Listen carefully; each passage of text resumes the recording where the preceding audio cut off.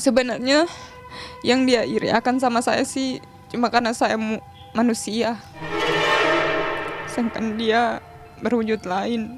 Dia maunya itu jadi manusia macam saya supaya bisa sama-sama dengan keluarga.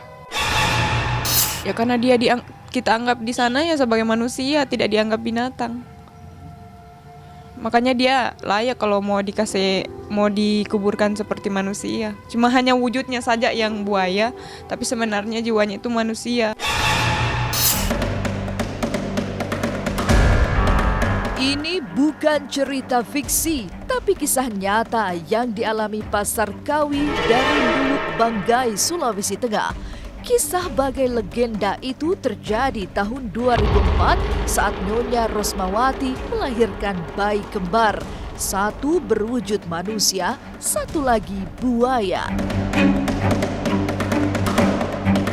Tapi sebelumnya, jangan lupa subscribe, like, share, dan komen agar tak ada yang terasa ganjil di sekitar Anda.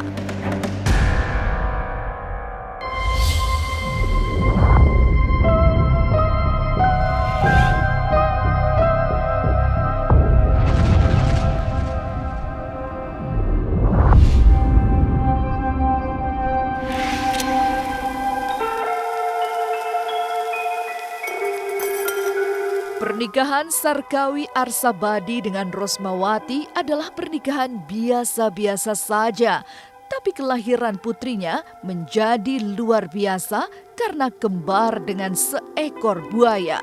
Sebuah fakta yang menurut Pak Sarkawi menjawab bahwa leluhurnya memiliki keturunan buaya. Kalau mau diambil secara orang tua sejarah, ya kan memang kita punya keturunan seperti itu. Buaya. Amanatnya orang tua, satu saat saya punya anak-anak, satu saat pasti ada yang begini. Tapi macam kita anak-anak ini tidak percaya. Dia lahir berbentuk seperti besarnya itu seperti kadal. Kalau si wiranya itu memang memang normal, manusia biasa. Tapi yang satu ini memang kita rasa aneh. Itu pada waktunya melahirkan memang menderita. Saya punya sang istri itu mamanya menderita. Karena si wiranya ini sudah keluar di saat melahirkan itu. Begitu dia keluarlah wira ini, si maitua ini masih besar perutnya. Proses kelahiran bayi buaya sangat berat. Setelah bayi pertama lahir, sang ibu masih harus melewati drama persalinan yang tidak mudah. Bahkan hingga mendatangkan 2 dukun bayi yang semua gagal membantu proses persalinan. Panggil biang karena kita kan bukan melahirkan di sama ses atau dokter. Sana dukun kampung. Jadi kita panggil itu dukun satu, dia bilang bebel tidak bisa. Panggil lagi yang kedua, dusun yang kedua juga tidak bisa. Nanti ini kita panggil itu orang tua kampung itu kurang lebih 100 tahun umurnya itu kakek itu, itulah yang bisa mengeluarkan itu sang wirdanya itu yang wujud buaya itu. Wira dulu yang keluar, baru kemudian wirda. Begitu dia begitu dia lahir, kita tidak simpan di rumah. Karena kita melihat kehidupannya itu dia rupanya di air. Jadi kita lepaslah di air. Tidak bermalam di rumah. Tetapi itu orang tua mengatakan, dia bilang rebuskan telur. Baru dibawa turun di koala. Dikasih turun di koala dengan itu telur. Saya bertanya lagi sama itu kakek itu. Saya bilang itu telur buat apa? Dia bilang itu untuk pengganti air susunya mamaknya, ibunya. Keganjilan terjadi. 8 tahun kemudian, Wira yang sudah mulai tumbuh besar tiba-tiba mengatakan akan kedatangan saudara kembarnya. pada waktu itu begitu kita lepas umur 8 bulan si Wira ini, kita ke sini ke Sulawesi Tengah, ya toh, ke Sulawesi Tengah. Umur 8 tahun kemasukanlah ini anunya, apa namanya, kembarnya kemasukan, mengatakan bahwa Bapak, saya punya saudara datang. Saya cuma jawab, saya bilang iya, saya bilang Wira. Saya bilang itu adik-adikmu ada. 3 kali berulang-ulang dia katakan seperti itu. Nanti si Wiranya mengatakan bahwa saudara kembar saya yang datang. Sebenarnya saya mau merahasiakan karena dia itu seorang perempuan. Jangan sampai begitu dia dewasa dikatakan bahwa kamu itu kembar buaya. Jadi itu sebenarnya kita sembunyi. Tapi dia tahu sendiri. Saya itu tahu nanti sudah besar, baru saya tahu kok saya punya kembar. Saya tahu pokoknya lalu itu, saya tahu saya waktu masih kecil. Tiba-tiba saja ada saya lihat macam saya begitu, cuma bedanya dia tak bisa orang lihat. Setelah kembali berkumpul, kehidupan Wira dan Wirda tak ubahnya saudara kembar yang sangat dekat. Tapi benarkah Wirda yang berwujud buaya diperlakukan layaknya manusia?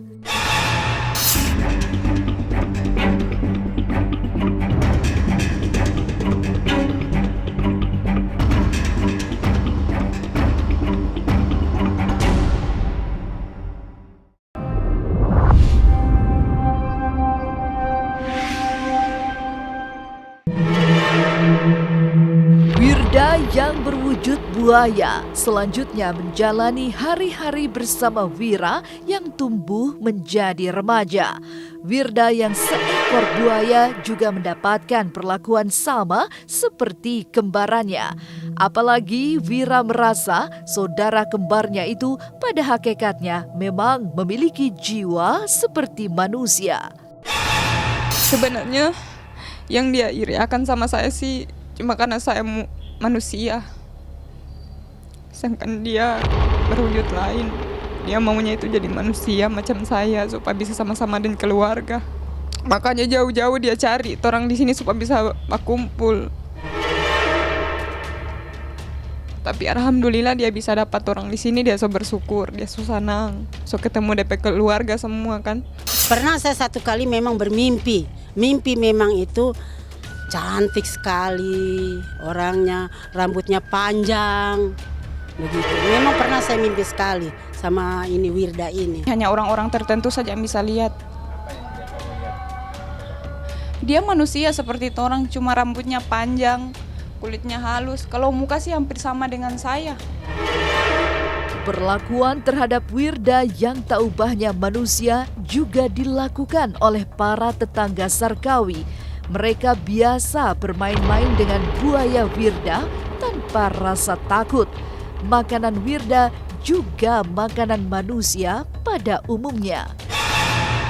Kasih minum air panas, kasih makan nasi, apa saja yang kita makan, kita berikan, dia makan. Tempat tidurnya di sini. Di kamar ini tempat tidurnya. Ini tempat tidurnya biasa dengan teman-temannya. Juga ada juga tempat permandiannya si Wirda. Nah, permandiannya si Wirda di bak ini. Ini baknya yang kita buatkan. Jadi kalau dia mau dari tempat tidur mau rasa berak atau rasa kencing, dia lari ke baknya. Biasanya kita lagi yang peluk-peluk dia, tidak membahayakan, tidak takut, kita selalu pegang-pegang. Hubungan Wira dan Wirda sebagai saudara kembar tentu saja sangat dekat. Ikatan batin di antara keduanya juga kuat.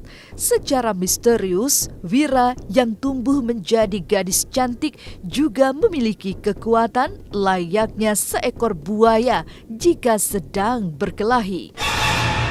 Kayak di dalam tubuhnya saya ini ada orang. Contohnya saya berkelahi pasti orangnya biru-biru, pingsan. Karena sudah pernah saya tes itu 1 kali berkelahi sama orang. Itu sampai 7 orang bapak-bapak terlempar. Iya, ada saksinya itu di MPP. Ada, memang ada ya. Ikatan batin itu. Kalau Wira sakit, di sini juga sakit. Dia karena batinnya dari anak kembar kan, tetap itu ada. Nekat sekali. Dia kalau sakit karena kan dia yang kakak, saya adik. Jadi kalau saya sakit pasti dia rasa sekali. Baru semua keluhannya dia sama saya yang tahu. Sepanjang 10 tahun, Wira dan Wirda hidup layaknya anak kembar. Lalu, Wirda meninggal di usia 18 tahun, sehingga memberi kesedihan mendalam bagi Wira. Tapi apa yang membuat Wirda meninggal?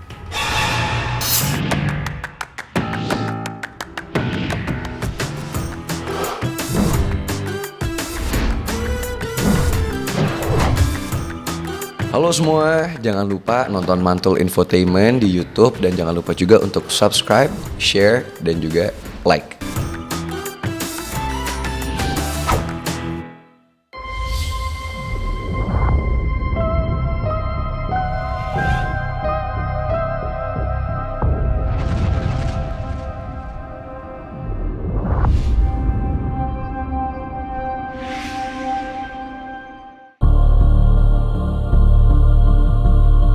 Dalam suasana yang tak biasa, Wira hidup rukun, penuh kasih sayang bersama Wirda kembarannya yang berwujud buaya.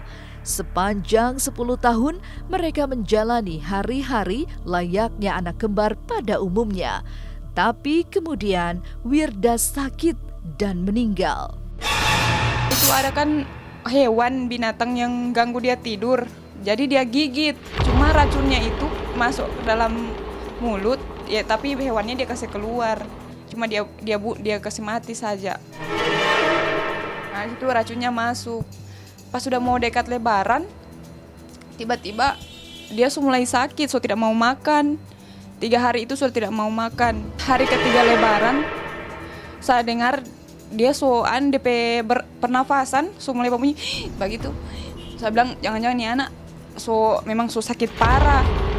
Jadi saya tanya sama papa, tapi papa bilang tidak apa-apa bang, kali cuma sakit-sakit biasa, jadi kasih minum saja obat. Di situ saya bilang bang, kali ini sakit parah papa, karena DP napas ini tinggal 1-1. Makanya itu yang bikin saya sedih. Sampai papa saya kasih tahu, cuma papa bilang sakit-sakit biasa. Kisah kematian saudara kembar buaya terjadi tahun 2004 ketika berusia 18 tahun. Kepergian Wirda agaknya menjadi pukulan sangat berat bagi hati Wira. Bahkan hingga kini selalu ada air mata setiap kali mengisahkan meninggalnya saudara kembar yang berwujud buaya. Apalagi Wirda meninggal begitu cepat tanpa ada pesan yang disampaikan lewat firasat. Saya sedih juga sih sebenarnya. Saya tidak mau cerita ini, karena pasti tak ingat waktu dia meninggal. Karena kan dia meninggal itu putus napas sama saya. Tidak ada sama sekali pesan. Karena itu dia meninggal pun, saya pun sudah tidak tahu apa yang mau dibilang. Itu saja langsung tiba-tiba dia habis napas. Dia yang saya rasa cuma dia bilang sakit-sakit sampai dia meninggal. Umur 18 tahun. Sekalinya dia meninggal, kasihan macam kita, artinya keluarga yang ditinggalnya Wirda itu semua rasa sedih. Ya, menangis karena sudah ditinggalkan, walaupun wujudnya kelihatannya itu binatang tapi nuraninya itu manusia. Selama 10 tahun hidup di lingkungan manusia karena lahir dari rahim seorang manusia, meninggalnya Wirda juga diperlakukan seperti manusia. Seluruh proses pengurusan jenazah Wirda dilakukan taubahnya manusia meninggal. Meski berwujud buaya, Wirda dimandikan, dikafani, serta dikuburkan layaknya manusia.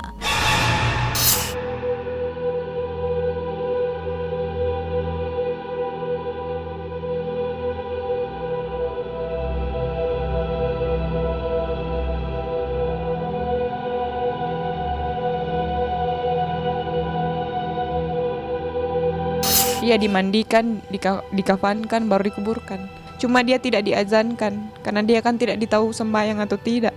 Masih banyak yang saya mau bikin sama dia, tapi tidak tercapai karena saya meninggal duluan.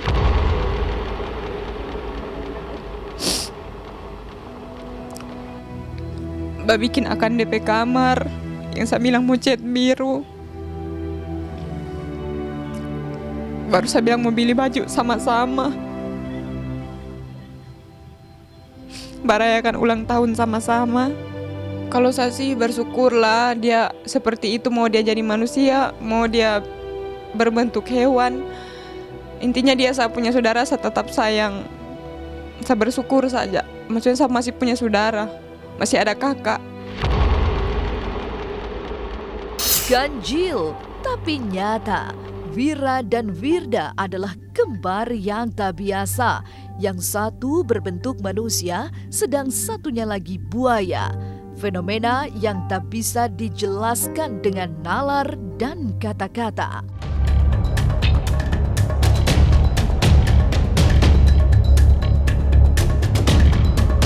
Sampai jumpa pada episode selanjutnya dengan kisah-kisah ganjil setiap hari Senin, Kamis, dan Jumat pukul 5 sore.